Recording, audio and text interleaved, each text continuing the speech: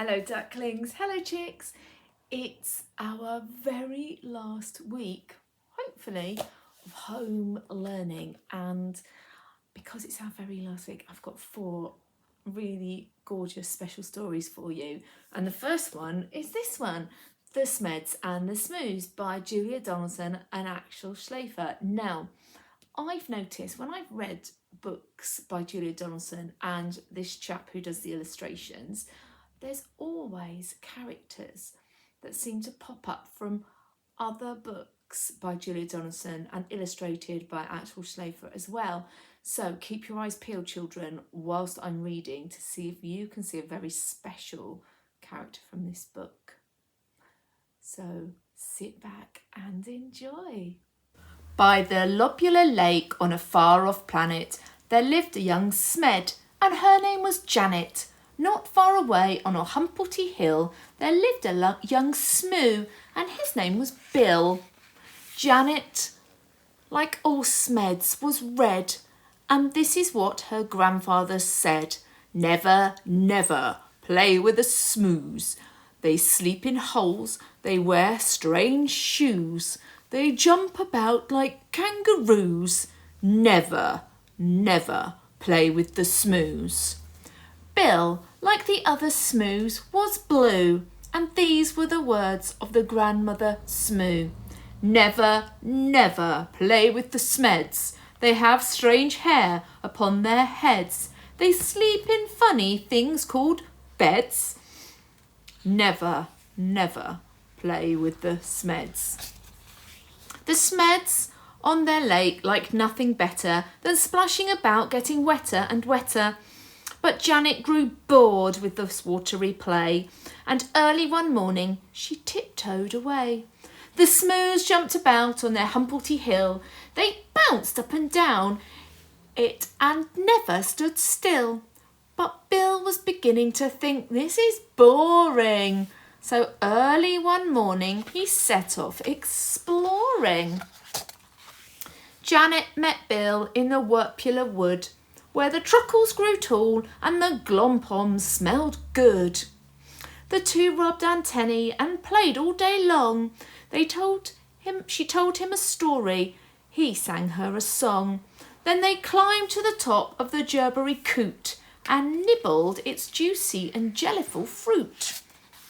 Till, who should disturb them but Grandfather Smed, shaking his fist as he angrily said, Never, never play with a Smoo, they're such a nasty shade of blue. For the 100th time I say to you, never, never play with a Smoo.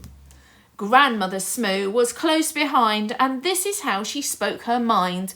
Never, never play with a Smed, they're such a dreadful shade of red. I'll say again what I've always said, never, never play with a Smed.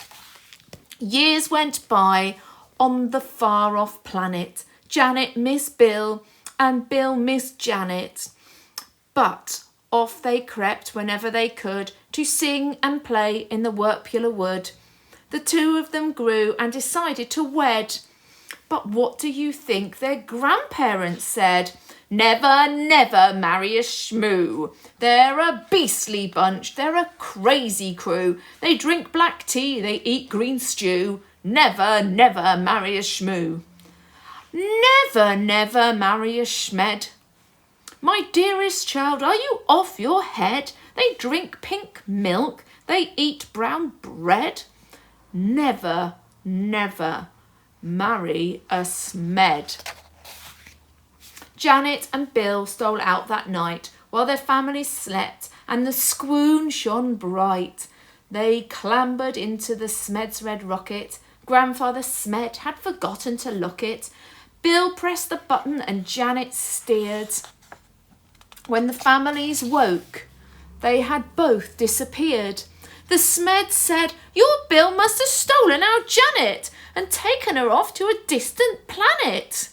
The Smoo said, It's Janet who's stolen our Bill and lured him away from the Humpelty hill.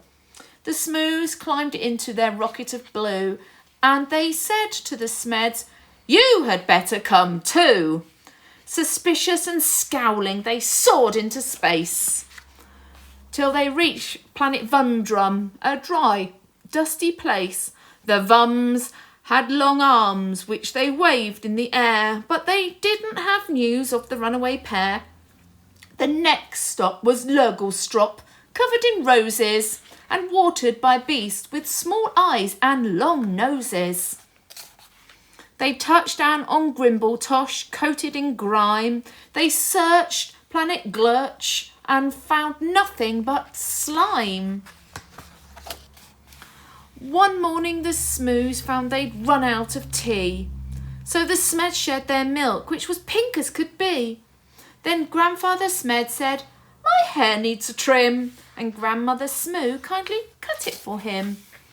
They landed on Sklop, where the Skloppies wore kilts, then flew to Kabloo, where the Clabs walked on stilts. Then they searched longer still, but they didn't find Janet, they didn't find Bill. "Alas," said the Smoos, and the Smed said, "Alack, we've failed our quest. We had better turn back." So they turned and flew home to their very own planet, and far down below them they saw Bill and Janet. The rocket touched down and they ran to the wood, where the truckles grew tall and the glompoms smelled good. And there in a glade by the rocket of red, where the runaway Smoo and the runaway Smed. They'd got lost and flown home again, only to find that all of the others had left them behind. There was joy, jam and jumping. Then Janet said, "Maybe you'd like to make friends with our dear little baby?" "A baby? A red one, a blue one?" But no, that baby was purple from head to toe. They all hugged the Smoosmed, their new baby brother, and Grandpa and Gran even hugged one another. They laughed and they splashed and they danced with delight, and they played with that baby from morning till night.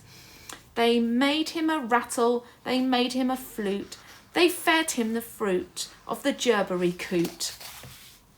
Then they sang by the light of the silvery moon, and you can sing too if you make up a tune.